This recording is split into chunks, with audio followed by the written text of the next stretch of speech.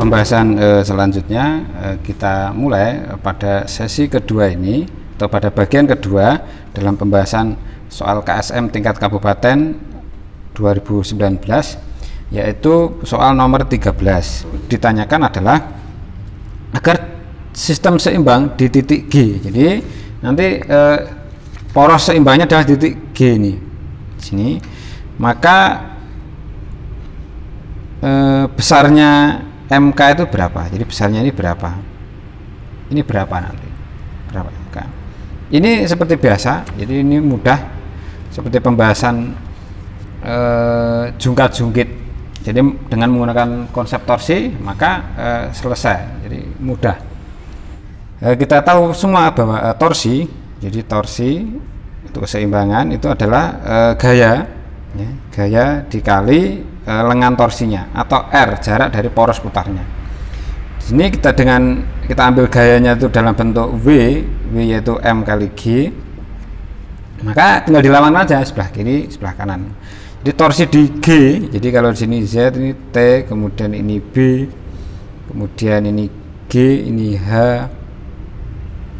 ini K, ini U, ini E. Ya. Caranya tinggal dilawankan, ya, sebelah kiri lawan sebelah kanan. Sebenarnya ya bahasa dilawankan itu kurang tepat ya. Torsi di sini, jumlah torsi di sini itu 0. Mengapa kok 0? Karena ini istilahnya itu dalam kata setimbang. Berarti yang berputar terhadap jarum jam, yang menyebabkan putar terhadap jam, ini arahnya yang sebelah kanan itu mengakibatkan searah jarum jam, nanti negatif. Kalau yang ini mengakibatkan berputar, kalau proses ini maka berputar terhadap melawan arah jarum jam, maka ini positif. Jadi begitu. Sehingga nanti di sini itu penjabaran dari torsi ini, maka tinggal torsi yang positif dikurangi torsi yang negatif, ya, negatif, ketemunya 0. Atau ini kalau kita pindah, itu torsi yang positif sama dengan torsi yang negatif. Nah, ini diwakili kiri, diwakili kanan. Jadi yang sebelah sini kiri, yang sebelah sini kanan. Nah, lebih mudahnya seperti itu aja. Bagaimana? Ya kita tinggal lawankan. Berarti WE kali R milinya E, WH kali RH, WK kali RK, WU kali RU.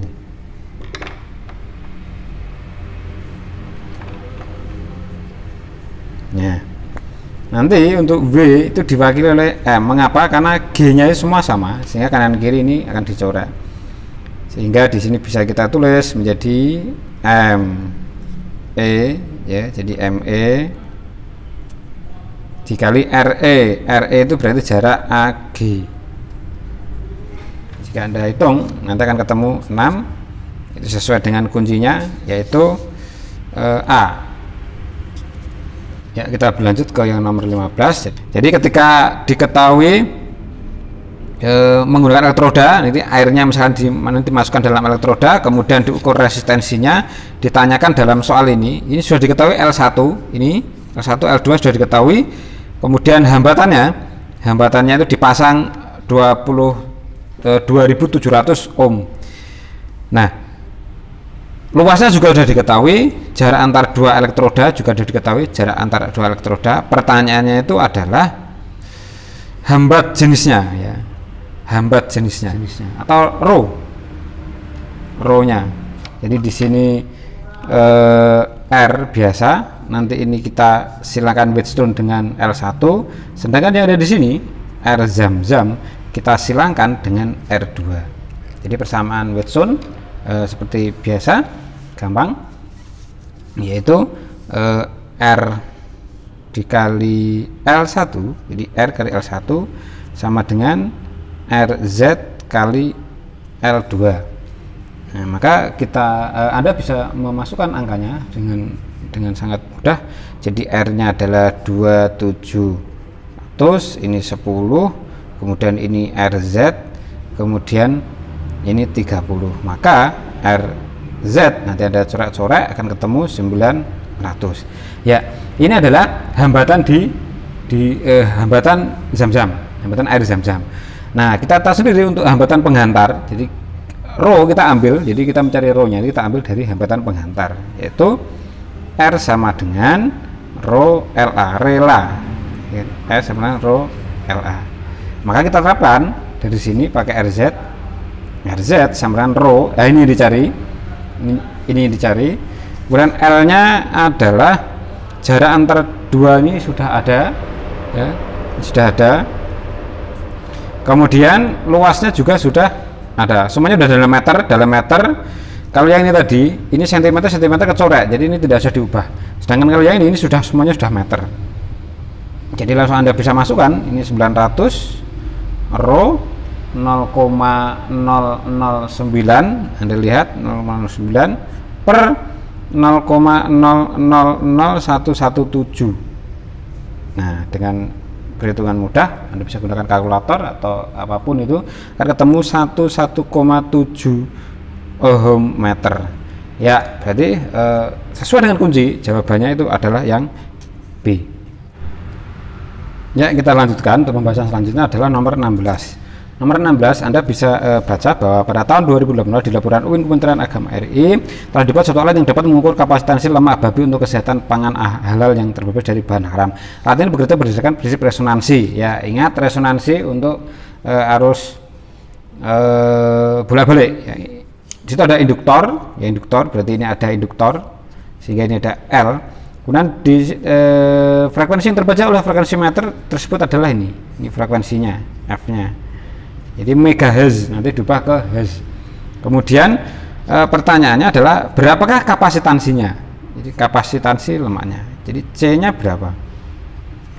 Ya, ini tidak rumit ya untuk mencari ini, yaitu langsung menggunakan persamaan singkat. Kapan terjadi resonansi? Itu ketika reaktansi induktifnya dan reaktansi kapasitifnya itu nilainya sama, maka ini terjadi prinsip resonansi. Jadi ini terjadi resonansi. Nah, Anda tahu sendiri bahwa ini omega kali L, kemudian di sini seper omega kali C. Nah, frekuensi sudutnya itu adalah 2πf. Kita hubungkan dengan F karena di sini ada frekuensi, ini ada L. Maka ketika dimasukkan, maka dimasukkan ke sini, maka kita akan mendapatkan untuk nilai ini kapasitansinya. Ini kan ketemu. Ini jadi L-nya ini kita ubah, ini kan milihenry. Jadi menjadi 10 min 3 Henry. Ini mega Z diubah ke dalam hertz. Dalam hertz berarti menjadi berapa itu? 4,11 144,729 10 pangkat 6 Hz. Nah, ini sudah ada semuanya. Kemudian untuk Pi bisa dimasukkan 3,14 misalkan. Jadi untuk Pi-nya bisa masukkan 3,14. Ini semuanya dimasukkan. Ya. Maka silahkan Anda hitung, itu nanti ketemu 1,5 10 pangkat min farad atau diubah ke dalam piko, itu 1,5 piko farad, yaitu jawabannya adalah yang C sesuai dengan kuncinya.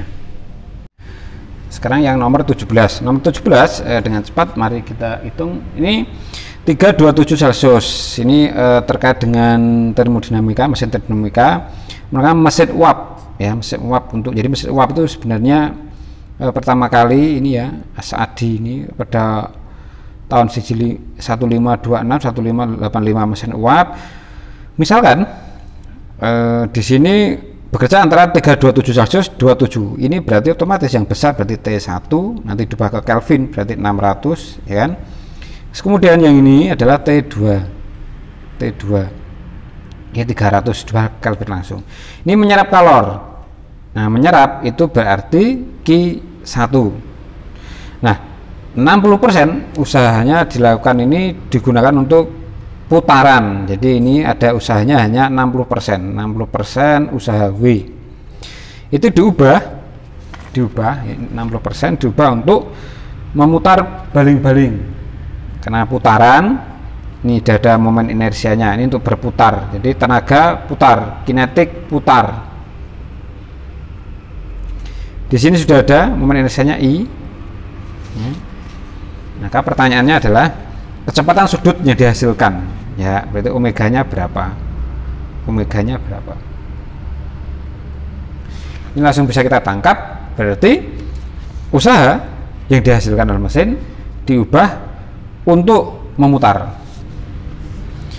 Berarti 60% usaha itu diubah menjadi tenaga kinetik rotasi.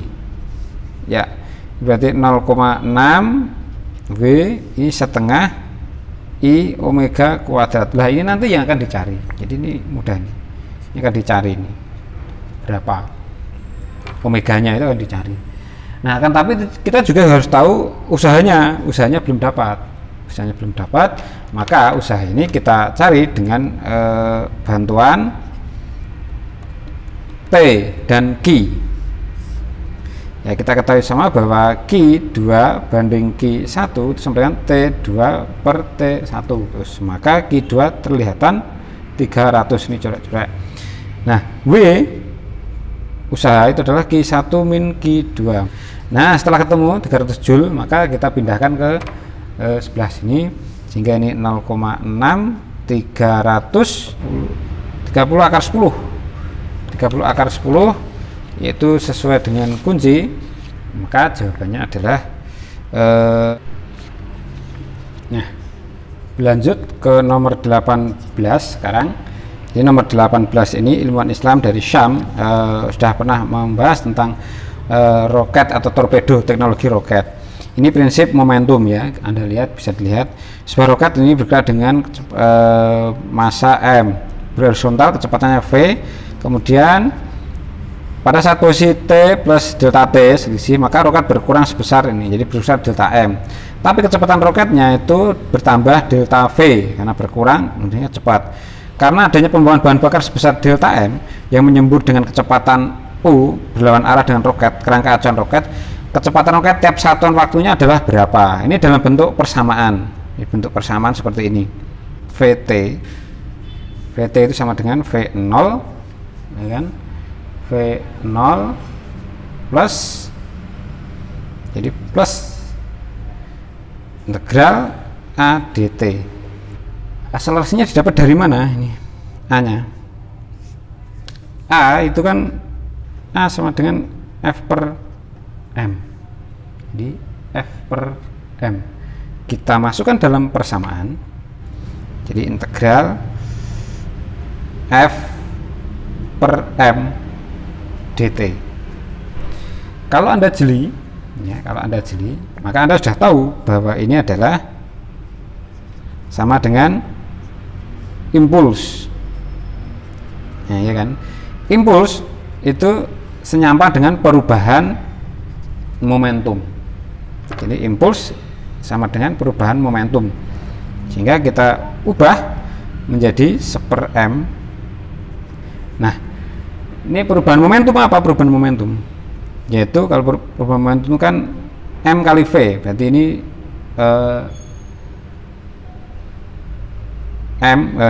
dm kali v. Mengapa yang kita ubah f? Karena yang berubah adalah m. Dalam soal ini terjadi pengurangan, masanya pengurangan, sehingga yang kita integralkan itu adalah dm nya. V ini dalam integral ini v keluar, ini v itu ada dengan u ya, u, sehingga menjadi u integral dimulai dari mana? Jadi mengintegralkannya adalah dari mt dan m0. Jadi mt dan ke m0. Dia bergerak dari m0 mt. Di belakangnya ada dari belakang.